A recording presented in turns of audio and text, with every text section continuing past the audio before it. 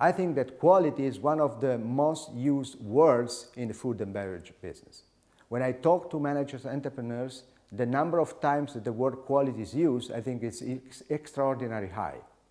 The point is that quality is a very vague and ambiguous concept, because quality is like a box. You can fill this box with many different things.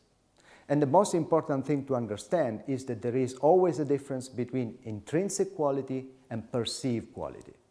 Intrinsic quality is the intrinsic quality of the product.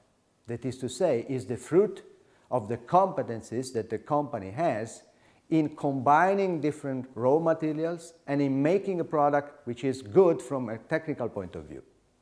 In this case, the company will put a lot of emphasis on suppliers, procurement, raw materials, so everything which is upstream, which is before making the product. But actually, as we said, consumers are not always capable to distinguish different products in terms of their intrinsic quality, because consumers reason on perceived quality. And this is very important for managers and entrepreneurs. They tend to resist the idea that consumers live in a world of perceptions. What does it mean? Put it as an extreme, it means that there is no objective reality when you think in terms of consumers. We consumers, as human beings, will live in our perceptions. So if we perceive something, that thing exists. If we don't perceive it, it doesn't exist.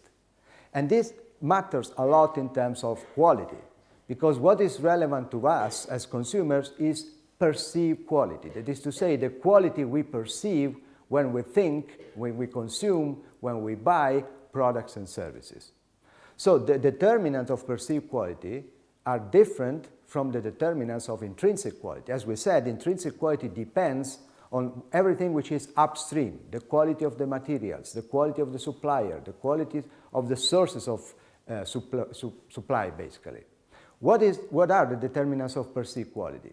Nothing has to do with the upstream part of the product.